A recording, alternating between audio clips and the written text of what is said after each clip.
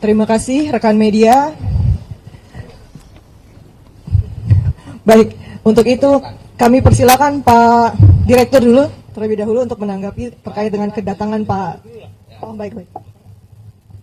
Baik, terima kasih teman-teman.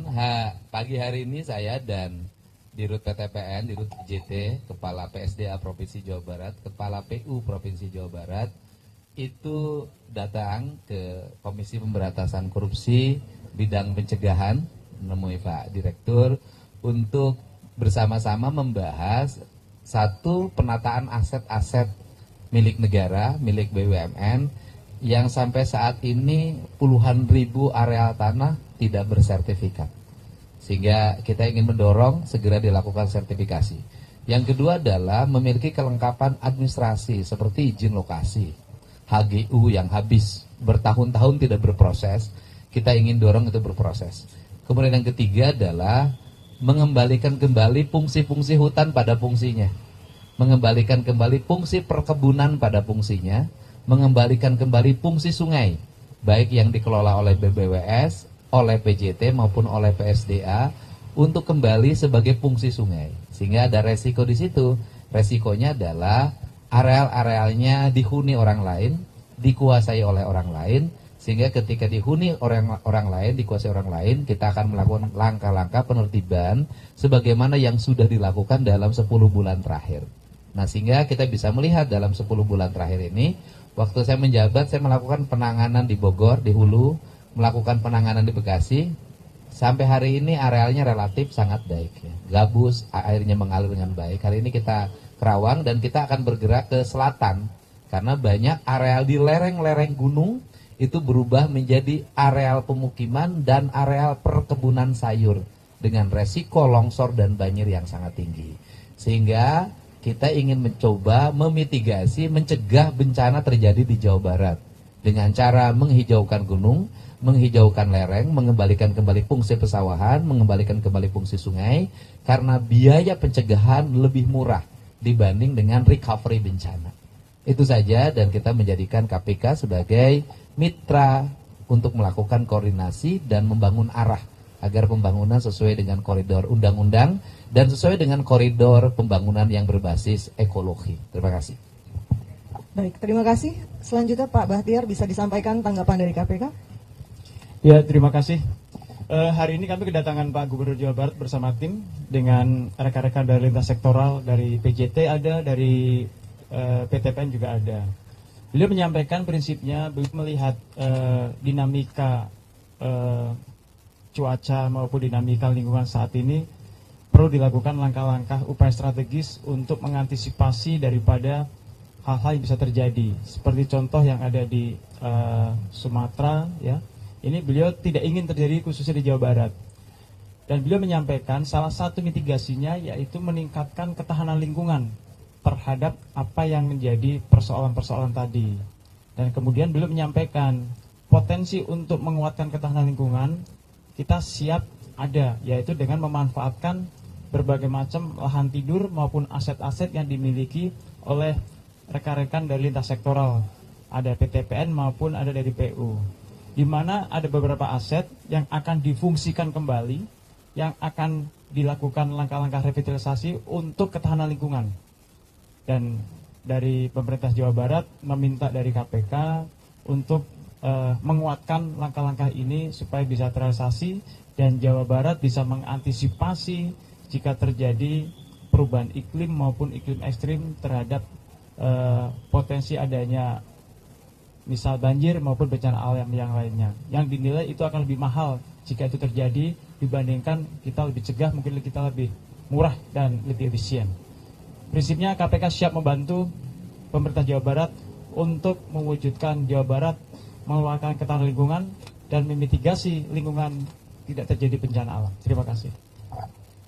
Ya. Ya. Kan mungkin baru-baru izin Fadil dari Kumparan, Kang. Sebelumnya kan beberapa waktu yang lalu, nggak berapa lama setelah banjir Sumatera itu kan, kalau nggak salah Kabupaten Bandung juga kena banjir gitu. Nah, apakah kedatangan Kang Dedi bersama teman-teman dari PTPN dan yang lainnya itu juga termasuk untuk melakukan berupaya untuk menindaklanjuti penanganan banjir yang terjadi sebelumnya itu. Ya baik, banjir di Bandung ini langganan dalam setiap tahun dan tanpa penyelesaian. Hari ini ada sedikit peningkatan karena perubahan alokasi. Kita lihat di Bandung hampir tidak ada lagi sawah, tidak ada lagi rawa, tidak ada lagi danau. Semuanya sudah berubah jadi pemukiman. Saya berikan contoh, kawasan pemukiman elit, itu apa yang dilakukan awal adalah mereka menguruk.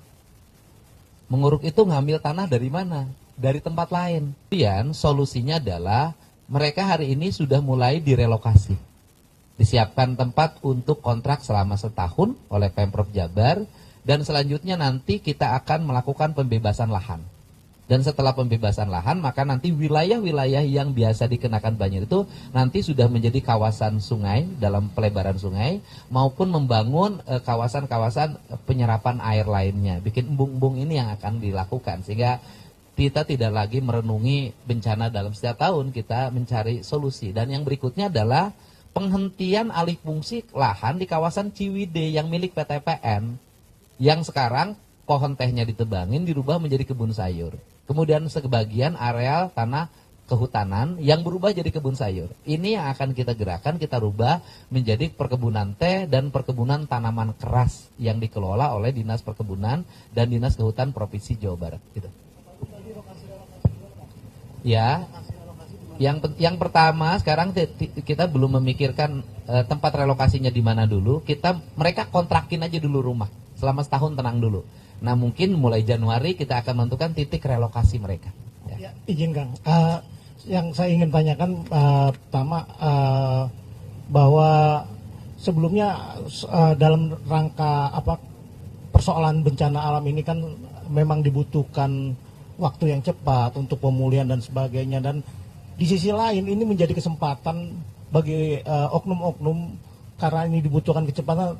Biasanya rata-rata itu melakukan penunjukan langsung, dan penunjukan langsung siapa yang membangun kembali prasarana dengan rekanannya siapa. Nah, hal-hal seperti ini sudah menjadi laten dan kebiasaan. Apakah Bapak Aing juga memiliki konsen tersendiri khususnya untuk hal-hal yang sifatnya agak ya ngumpet-ngumpet gitu loh? Ini kan bencana, biasanya itu ada penunjukan langsung proyek ini agar lebih cepat. Nah, ini kan biasanya terjadi laten adanya penunjukan langsung, sebenarnya ada hal-hal yang rawan di sana. Terus kedua, berkaca dari Sumatera, apakah Bapak Aing juga sudah melihat adanya pengusaha-pengusaha nakal yang juga sengaja memanfaatkan atau menggunduli hutan? Apakah dalam investigasi atau informasi yang diterima Bapak Aing sudah sampai adanya pengusaha-pengusaha nakal itu yang berujung adanya dampak bencana? Terima kasih. Yang pertama adalah recovery bencana, tentunya seluruh kegiatan proyek pemerintah berdasarkan prosedur.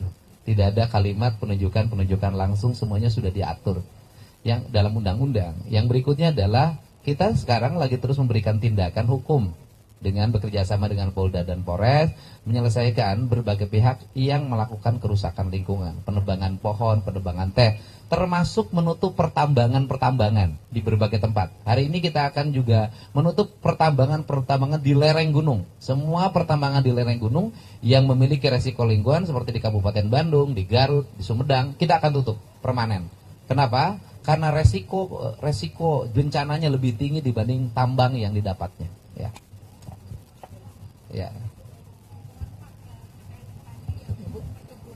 Tanpa izin gitu, kemudian ada Bapak tadi sebutkan beberapa itu, apakah sudah ada indikasi bahwa ada perbuatan melawan hukum gitu, dan apakah akan ada koordinasi juga dengan KPK untuk mencari apakah ada suap atau gratifikasi dalam perizinan tersebut, Pak?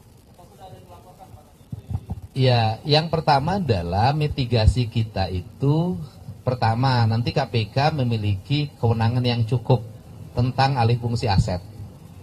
Apakah dalam alih fungsi aset itu ada unsur-unsur pidana korupsinya atau tidak? Itu KPK yang memiliki kewenangan. Yang kedua, konsen kita nyatakan bahwa hampir semua alih fungsi lahan itu ilegal dalam pandangan saya.